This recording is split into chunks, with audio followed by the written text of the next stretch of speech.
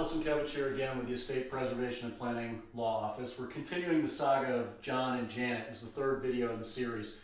So if you want to start at the beginning of the series, you should go to estateplannh.com, click on the Media tab, and go down to the 5 Estates video and watch that one first, followed by the first John and Janet video.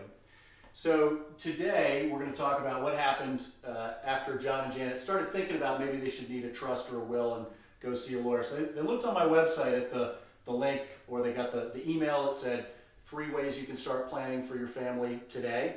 And they said, but you know what, his office is like an hour and 15 minutes away, and let's just go to that lawyer who's close by. So they go to another one of my colleagues who's done estate planning, and that lawyer does what I would have done a few years ago and creates a joint trust for them. And it's very simple, and it says, if I, John, die, then everything goes to my wife, and Janet says, if I, Janet, die, everything goes to my husband, and they both say, if we both die, then everything goes to our kids. So they get a simple joint trust, because the lawyer said, well, you got young kids, you should really have a trust. And then the lawyer does this other thing that I used to do, and most of my colleagues do, which is put a letter in the binder with all those estate plan documents, the powers of attorney and the pour-over wills and the trust, saying it's really important that you fund your trust. And maybe the lawyer does some funding by deeding their house into their trust. And it puts that letter in, which we call a CYA letter, which some people think stands for call your attorney if you've got any questions about funding. It really means something else, because what we're saying as attorneys is I'm not responsible for this really important piece of estate planning. I'm just doing your trust, I'm doing the documents, that's what you paid me for, go away, but really make sure that you do this. And you know what? Clients don't do it. It just never gets done. If it gets done partially, not correctly. Okay, so John goes to see this other lawyer, they do a trust, they do wills, they do powers of attorney, and then one night, tragically, John is out for a jog, and he's struck and killed by a driverless Uber car. So let's just talk about what's going to happen to all of John's assets when he dies. So the purpose of this video is to show how important beneficiary designation and titling is in your estate plan. Okay, so remember he had that current employer 401k with 60 grand in it?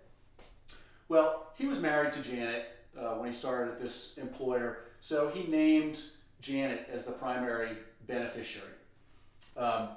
There's no contingent beneficiary. Maybe it says my estate, okay? But if John dies, no problem, all right? Beneficiary designation means that money goes right to Janet. All she's got to do is provide a death certificate to the custodian, Fidelity, or whoever it is. Okay, then he's got this 401k with a prior employer who he was working for before he met Janet, or maybe before they were married. So he actually doesn't have any designation. But the good news is ERISA, the Employee Retirement Income Security Act of whatever it was enacted by Congress, says the spouse always gets this if there's no beneficiary designation. So score 2 for Janet. Sorry, I'm being a little flip here. She just lost her husband, but simple transfer of asset. She provides a death certificate to the custodian of funds. She gets the money. John also inherited an IRA from his father, who died unexpectedly. John was the youngest of 4 kids.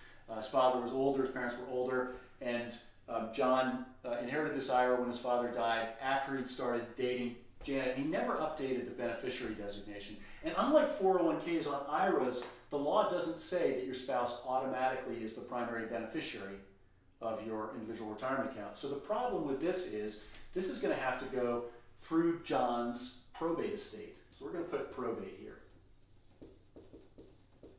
Okay? Potentially bad tax consequences there too. Okay, John's got a brokerage account. He'd opened this up before he met Janet, but at some point he put her on as a transfer on death owner. So again, all he's got to do is provide a death certificate to whoever's got the brokerage account. All she has to do is provide the death certificate, and they'll retitle it in her name.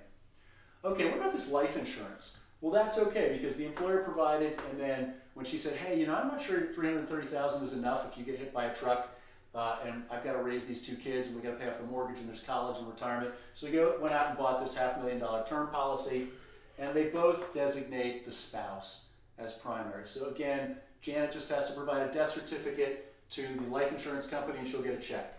Okay? What about the house? They own that house jointly. Who owns the house now, and how does it transfer title? Yeah, so those of you who are thinking, well, it's jointly owned, are correct, so it goes right to her. No lawyer involved, no judge involved. Again, all she has to do is probably record a death certificate at the Registry of Deeds to show all the world that she's the new owner. So she's got that as well. What about his checking account?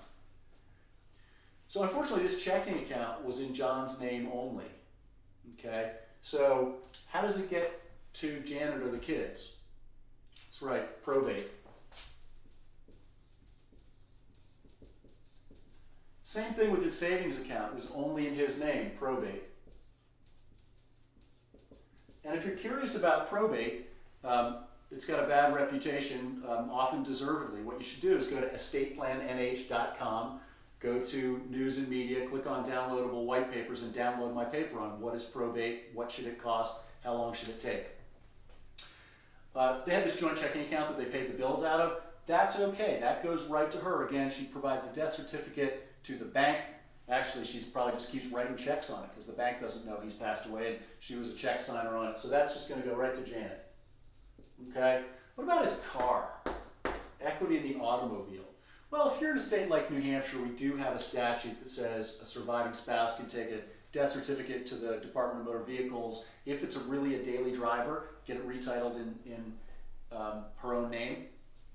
Often it's not a daily driver, often it's not a spouse, and then what you got is probate. And finally, John's motorboat.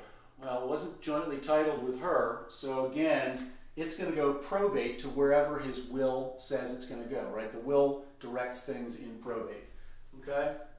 So what we've got here is kind of a mix of things. Some assets are going to pass outside of probate, some assets are going to pass through probate.